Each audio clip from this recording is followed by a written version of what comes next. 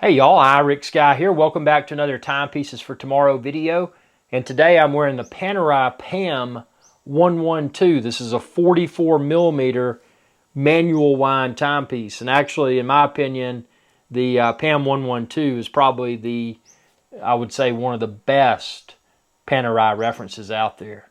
And there's a few reasons I say that, and I want to talk in depth within this video as to why you should be careful if you're shopping for current reference Panerai. So according to today's standards, 44 millimeters is on the larger size.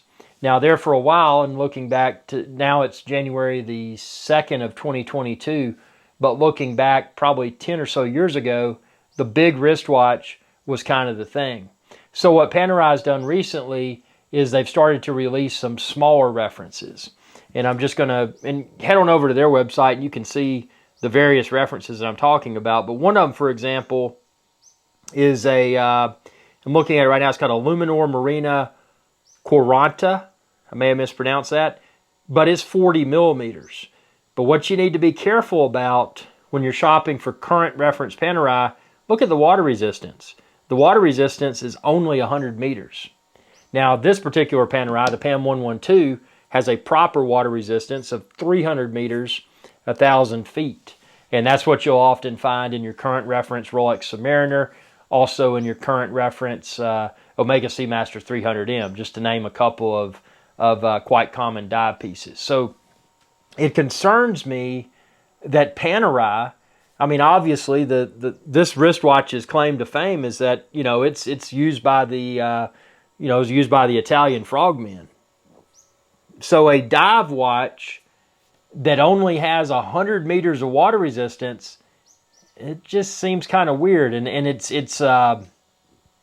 concerns me because it shows that Panerai, to keep up with the current trend, arguably right now in 2022, the current trend for most men's wristwatches is probably going to be something sized between 39 millimeters on the low end and 42 millimeters on the high end. Unless you have a really large wrist or a really small wrist, that 39 to 42 millimeter range is probably going to be about perfect. And I'll go as far as to say that 40 millimeters is probably, if there's a size, if it's one of those deals, one size fits most, that's probably going to be 40 millimeters. So, we've seen the emergence out of necessity of the smaller reference Panerais. And I don't have any problem with Panerai releasing references of a smaller size. I think that's good.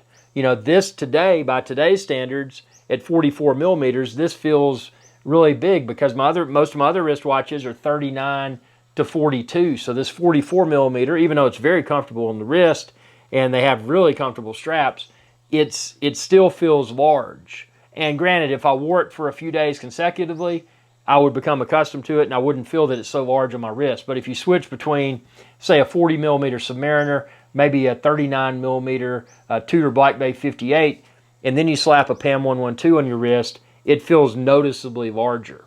So I can see why Panerai has taken, never wind your wristwatch while it's on your wrist, by the way. I can see why Panerai has taken the initiative to release smaller reference wristwatches. But why can they not include 300 meters of water resistance in a 40 millimeter Panerai Luminor case size? Why are they only going to 100 meters in most of the more current and smaller references? I mean, I can't figure this out. I wouldn't think that Panerai would want to try to become a fashion brand, a fashion watch brand. No. These are tool watches. They were used by the Italian Navy. These are meant to be used as a tool.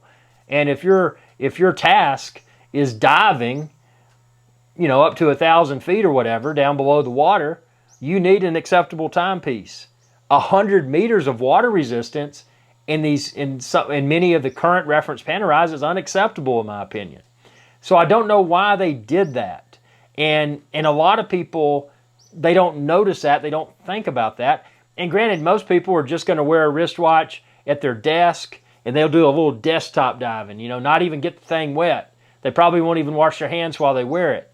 But people that want a proper tool timepiece, you're going to need that water resistance like this PAM00112 of 300 meters, 1,000 feet. That's just part of it. You know, you're not purchasing something so that it looks the part. I mean, that's like assembling a dive mask and a pair of fins that look really cool, but then you get them in the water and you find out they're made out of paper mache. You know, that's not going to work. Just because it looks the part doesn't mean it plays the part. And that's where Panerai has misstepped, in my opinion. And I don't know why they've done it. If you know why Panerai can't include or hasn't chosen to include 300 meters or more of water resistance in their smaller case size Panerai references, please comment below because I'd like to know. I like Panerai. I love my PAM00112. And honestly, today, if Panerai had offered the PAM00112 well, when I got this, kind of larger watch was kind of the thing, so it's what I wanted. But if I was shopping for Panerai today, and they had the PAM00112, which is what I like.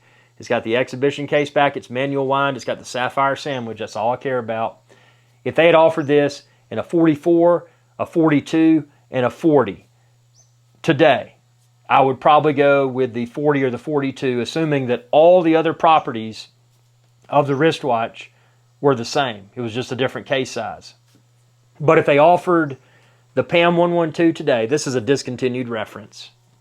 If they offered it today and they had the 44 with 300 meters of water resistance and the 42 and the 40 only had 100 meters of water resistance, I would go with the larger wristwatch still because of the proper water resistance rating.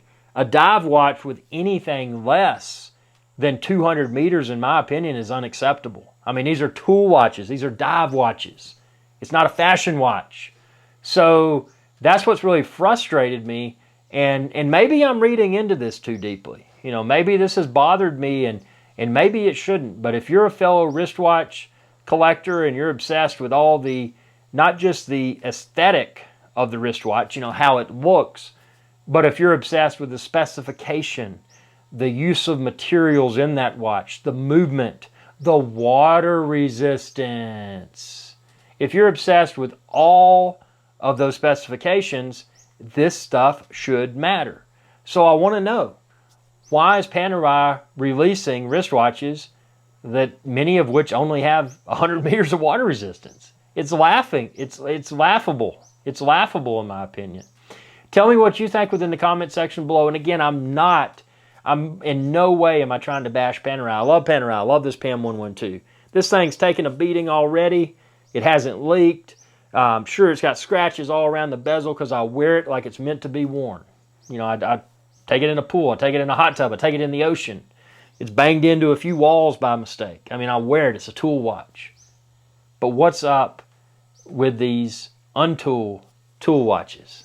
Comment below, subscribe, ring that bell icon when you do to be notified whenever I post another video, and check out all my other timepieces for tomorrow videos too. And if you have any questions or something you'd like for me to try to address within an upcoming timepieces for tomorrow video, please comment below because I'm always looking for things to talk about. I'm a wristwatch, I don't even like to put a label on myself, but I like wristwatches. So I like to dig into the depth. And if that depth is water resistance rating, I will dig into that too. If you didn't know this, you're probably like, whoa, I'm glad I watched that video because I would have gotten something with only 100 meters of water resistance. Always check the specs. Just because it's a newer reference of an iconic wristwatch reference doesn't mean that the specs are the same. Always check the specs. Thanks for your viewership and y'all have a good day. Hey y'all, Captain Irix Guy here. I hope y'all enjoyed this video. If you did, please be sure to subscribe. It's youtube.com/Irix Guy.